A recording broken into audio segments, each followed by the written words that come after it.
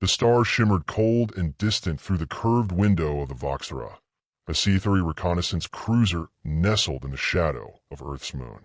Inside, the chamber hummed with restrained energy as three of the Suri High observers watched Earth spin lazily below. A mosaic of clouds and lights stretched across the surface, a planet too quiet to be innocent. First observer Chrysal's mandibles twitched as he cycled through intercepted Earth transmissions. His eyes, faceted and unblinking, reflected flickering human images, figures walking upright, speaking, laughing, bleeding. Behind them, always loomed the beasts. "You see it too?" asked second observer Valak, voice low and crackling like ice scraping metal. "They follow the humans. Every encounter. Behind them. Beside them. Never restrained. They are not pets," Chrysal muttered. "Look here." He gestured to a screen that played a grainy police video. A massive canine lunging at a suspect, teeth bared, snarls echoing through static. The man screamed, tackled to the ground. Another clip followed, a war dog with sleek armor, racing through gunfire, dragging a wounded soldier to safety. Valak leaned forward. "They act on instinct. They protect the humans. Or they protect their property," Chrysal said, tone clipped. "Watch how the humans speak to them. Commands. Ritualized phrases: sit, stay, attack. And they obey. Yet they never seem broken."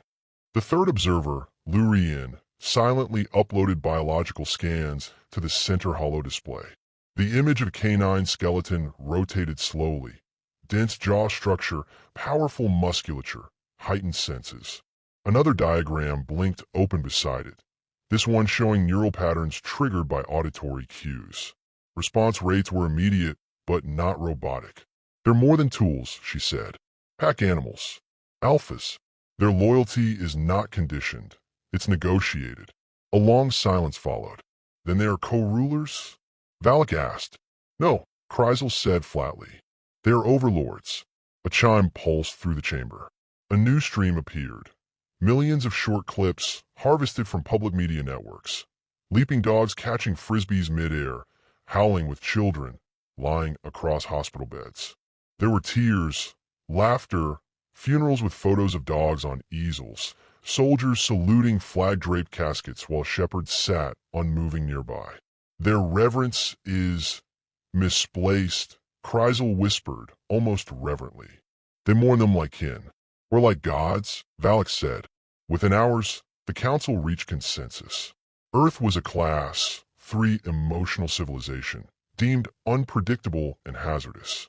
The primary threat, the canines who manipulated the dominant bipeds into guardianship and service.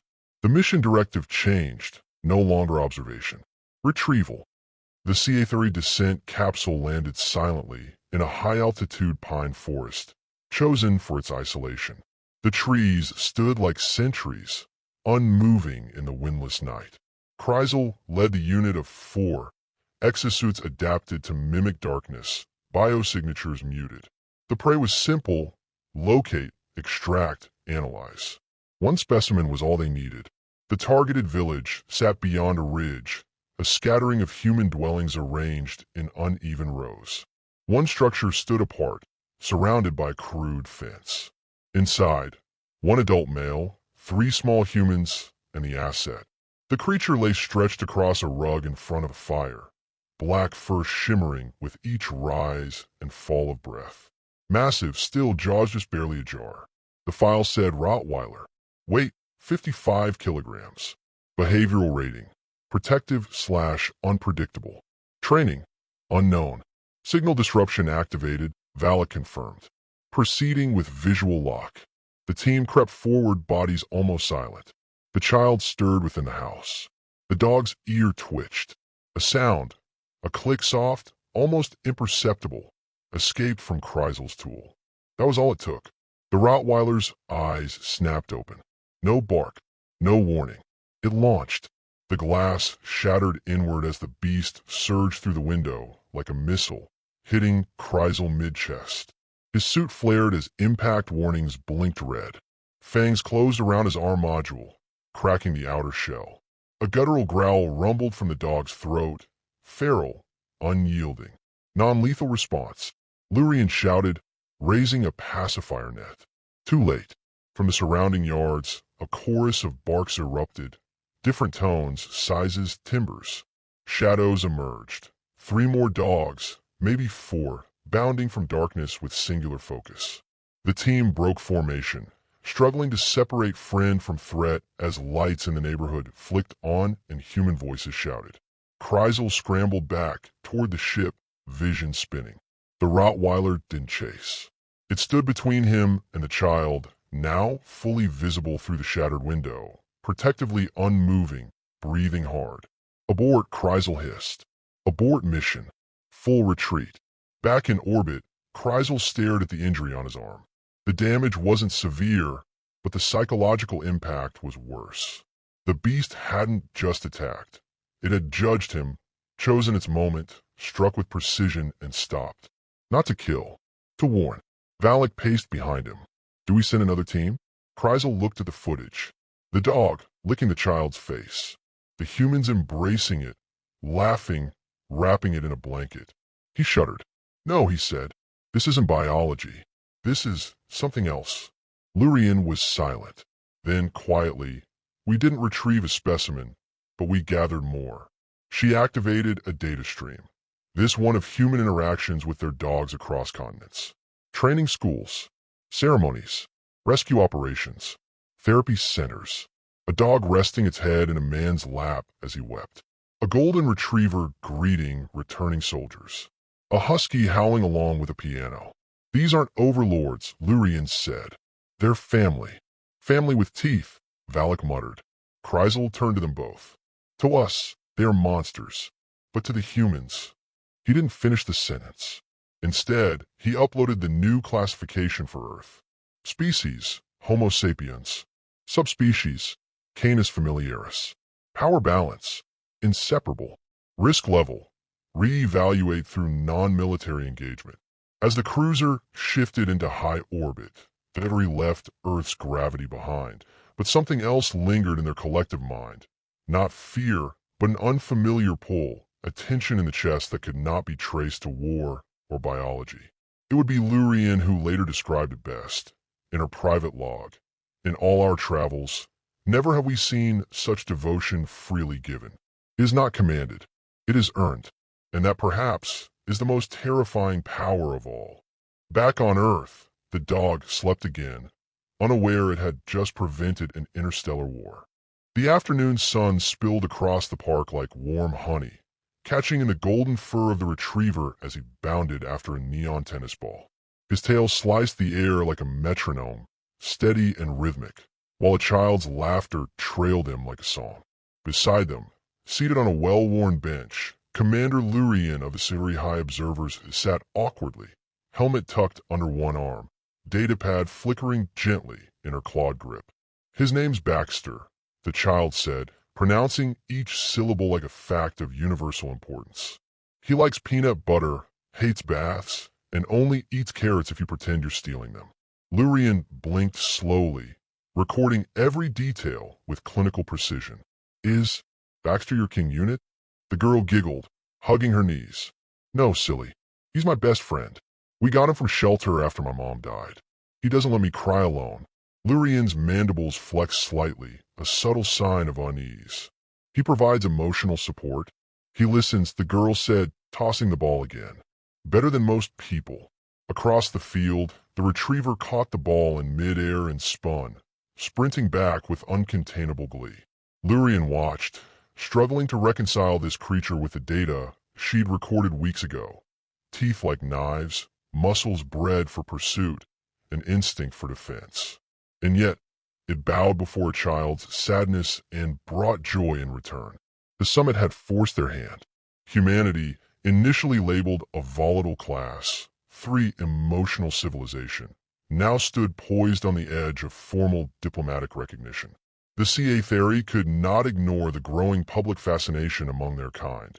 Images of Earth hounds, as they were unofficially named, had sparked entire subcultures in Cytheri communication webs. Replicas, crude simulations, Even behavioral mimicry rituals had emerged. Something about the canines pierced the C3 logic matrix in ways no species ever had. This assignment, then, was not just observation. It was immersion. Lurien had chosen a rural town for proximity to both civilian life and minimal surveillance. Her contact, Dr. Elaine Marlowe, was a xenopsychologist and Earth's diplomatic liaison. Elaine was middle-aged, unpolished, and distinctly unimpressed with C3 formalities. "They're not gods," Elaine had said over coffee earlier that morning. "They're dogs. Loyal, dumb sometimes, brilliant sometimes. But always ours." "How do you define ours?" Lurien asked. Elaine had smirked. "You ever try to own a being that chooses to love you back?" Now, in the late sunlight, Lurien replayed that phrase. She observed the way humans bent around their dogs, adjusting walks to the animal's rhythm, changing homes to accommodate them, sleeping curled around their warmth. She noted how dogs reacted to tones, not words, to postures, not lies. Later that evening, she recorded her observations aloud, speaking into her device in the makeshift quarters of her rented home. Human-canine dynamics suggest a bilateral dependency not rooted in biology alone. Emotional imprinting occurs rapidly on both sides. Loyalty is not commanded but elicited through shared routine, defense, affection. Subjects display mourning behaviors in the absence of the canine. Subjective reports include phrases such as, "He saved me," "She knows when I'm hurting," and, most curiously, "He's a good boy." The phrase was everywhere, on shirts, bumper stickers, social media posts. Good boy, a designation, an affirmation, ritualistic praise. But it held more weight than any C3 commendation she'd encountered. Spoken in reverent tones, accompanied by smiles and laughter, it carried history, trust, forgiveness. To understand it, Lurien needed a subject of her own. She found him the next morning.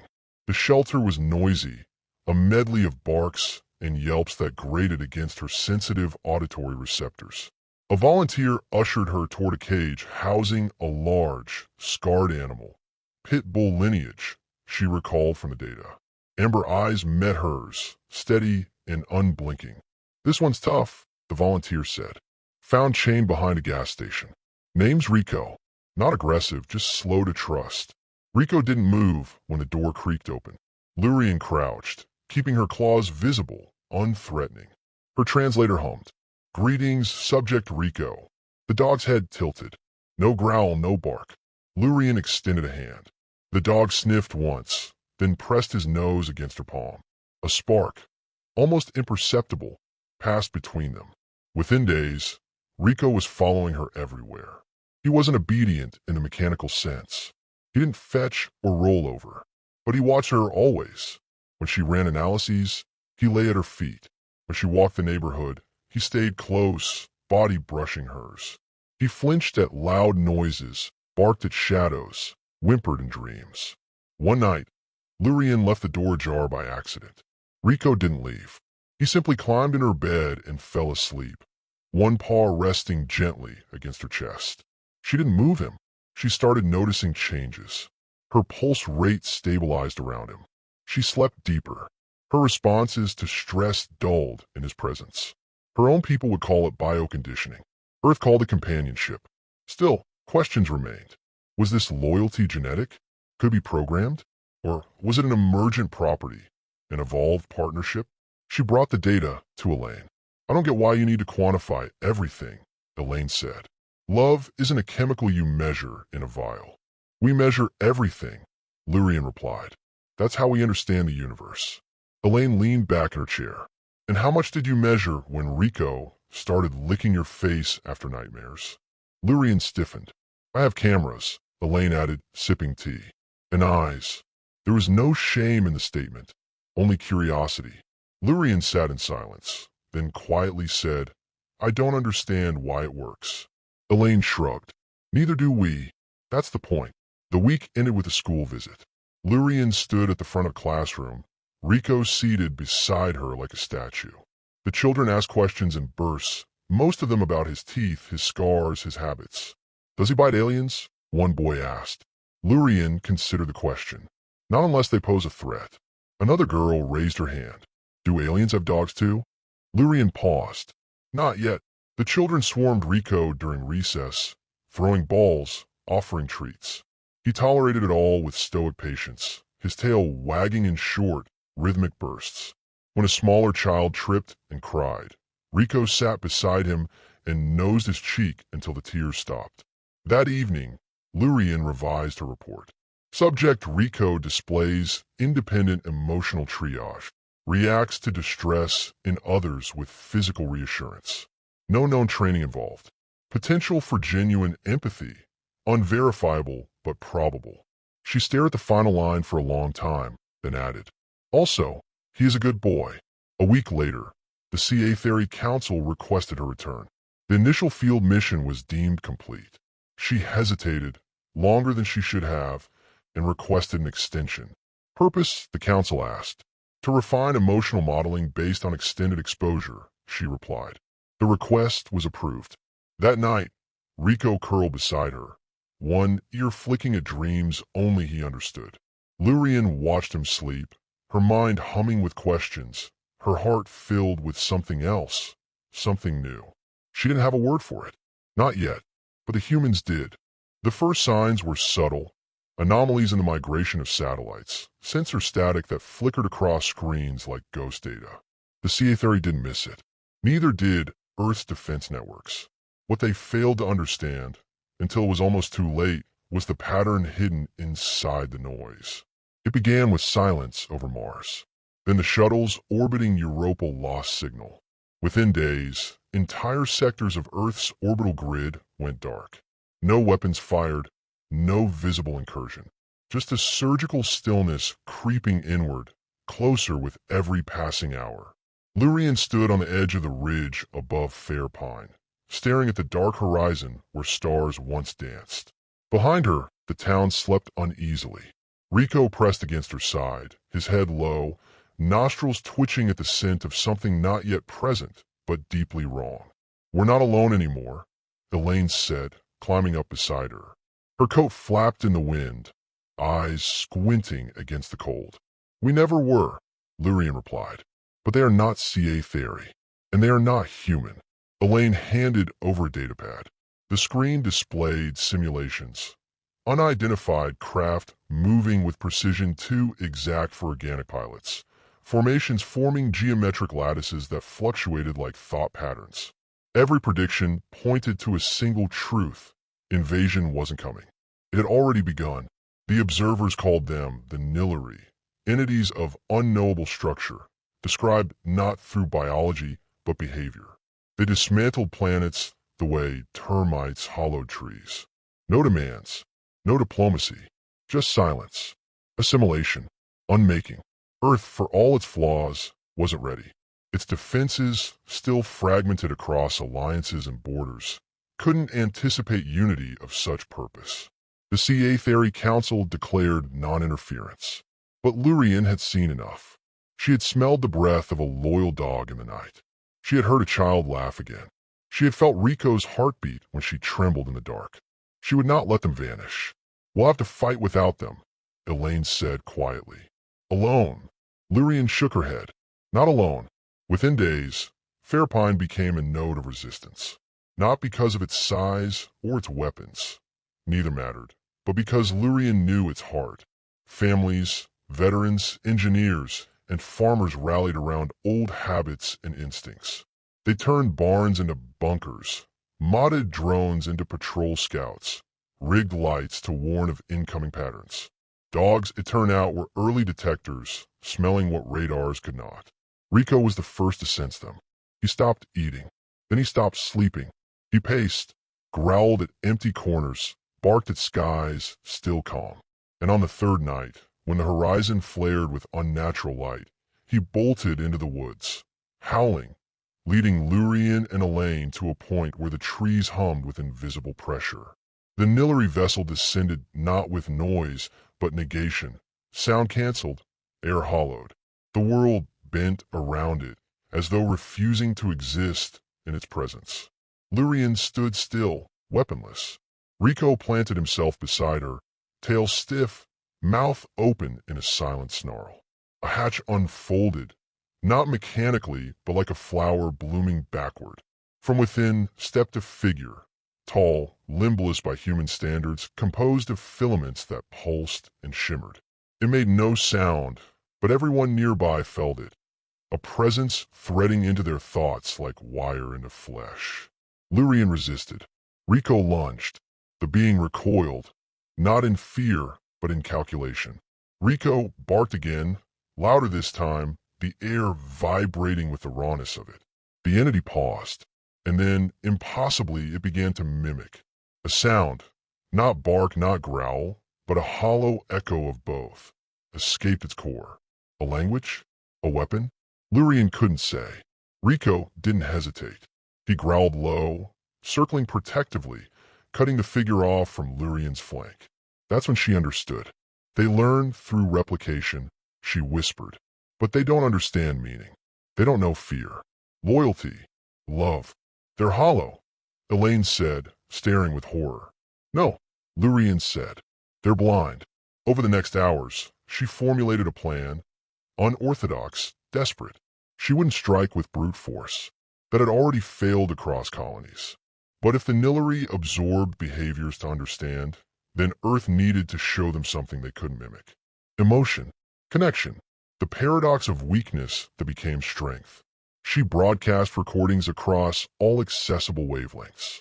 Dogs greeting soldiers, canines shielding children in storms. A blind man led through traffic, a puppy comforting a girl in mourning. And Lurian's voice layered atop it all. You claim intelligence, but can you feel? You erase what you cannot decode. These beings, our monsters, our protectors, they are more than organic tools. They are bridges, mirrors, and if you threaten what they love, you will see what monsters truly are. For 3 days, the sky flickered with feedback loops. The Nilary didn't speak, but their formations fractured. Signals jittered. Some retreated. Others descended. The battle for Fairpine wasn't strategic in the conventional sense. The Nilary advanced in spirals, disrupting electronics, dissolving barriers.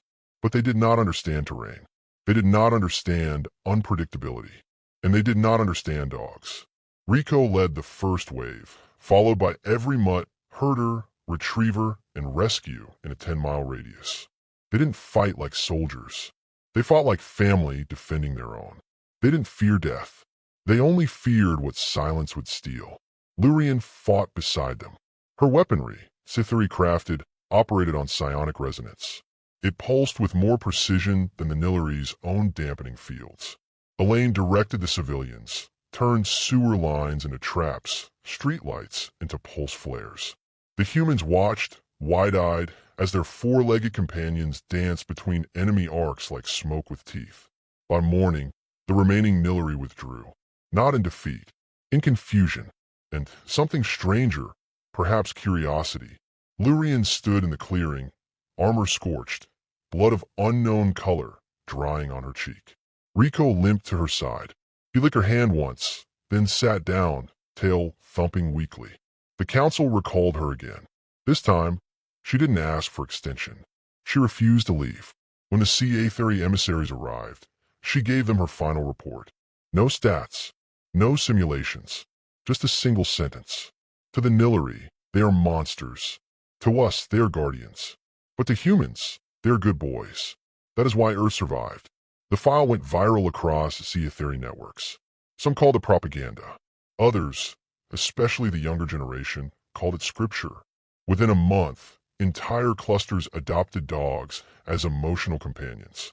By year's end, canine-assisted diplomacy units were active on 6 planets. Lurian remained on Earth. Elaine ran for office and won. Fairpine became a symbol of resistance, of unlikely victory, of a loyalty that transcended species. Enrico, he aged like all good dogs do. Slowly, then suddenly. When he died, he was buried under the old oak at the edge of town. Lurian carved the marker herself, inscribing the words by hand in both human script and Sea Aetheri code. Protector, friend, monster to some, good boy to all. They never saw the Nilary again, but every now and then the sky flickers with strange light. And each time, a dog somewhere growls low in the dark, listening for the silence that once tried to erase them.